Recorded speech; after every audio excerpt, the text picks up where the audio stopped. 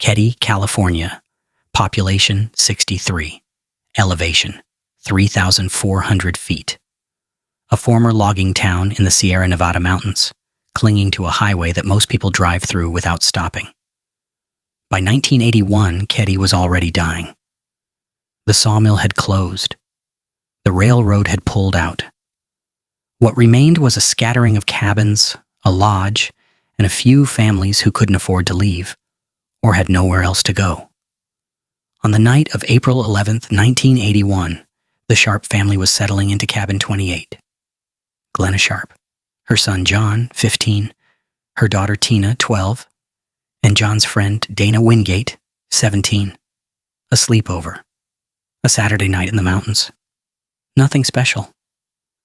They were unalived before morning. The scene was discovered by Glenna's oldest daughter, Sheila, who lived in a neighboring cabin. She found the bodies on Sunday morning. What she saw would haunt Keddie forever.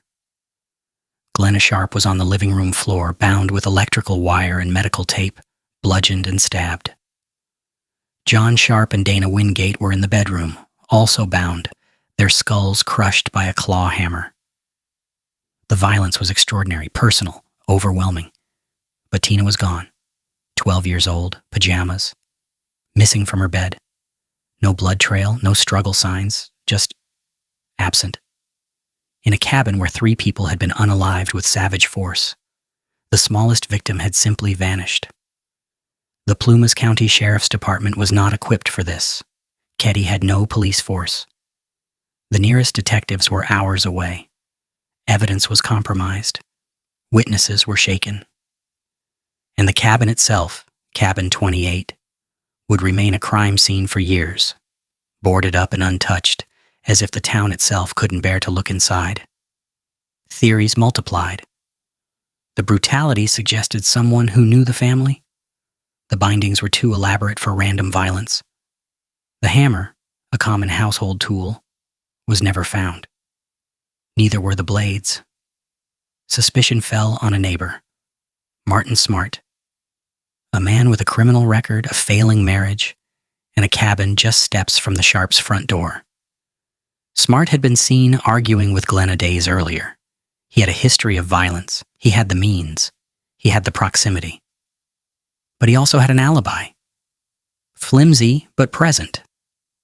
And the Plumas County Sheriff's Office, underfunded, overwhelmed, and reportedly plagued by internal dysfunction, never built a case strong enough to charge him. 3 years later, in 1984, a portion of Tina Sharp's skull was found near a campground 50 miles away. The rest of her remains have never been recovered. The discovery answered one question: Tina was dead, and raised a dozen more. Who took her? Why? How did they move a 12-year-old girl through the mountains without being seen?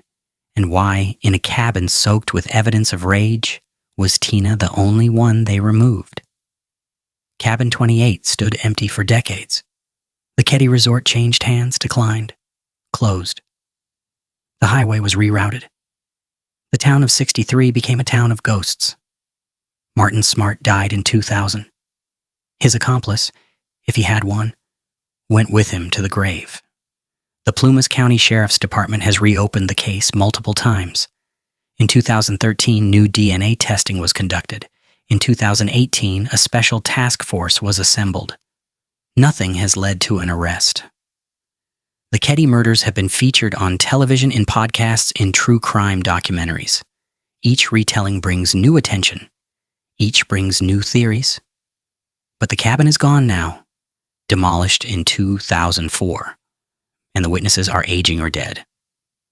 The evidence, what remains of it, sits in boxes. Some in Plumas County believe the case was solvable, that evidence was mishandled, that suspects were protected, that the small-town machinery of 1981, the friendships, the debts, the silences, conspired to bury the truth along with the victims. Others believe the perpetrator was a drifter, someone who passed through unalived and kept moving, someone who, by now, is probably dead themselves. Glenna Sharp was 36, John was 15, Dana was 17, Tina was 12. They were not famous, they were not wealthy. They were a family in a dying town on a Saturday night doing what families do, and something walked through their front door that should not have existed in the world. The Keddie murders remain unsolved. No one has ever been charged. No one has ever confessed. The cabin is gone. The town is nearly gone. But the case persists in files, in memory, in the silence of the Sierra Nevada mountains, waiting for someone, anyone, to finally answer the question that Keddie has been asking since 1981. Who unalived them and why?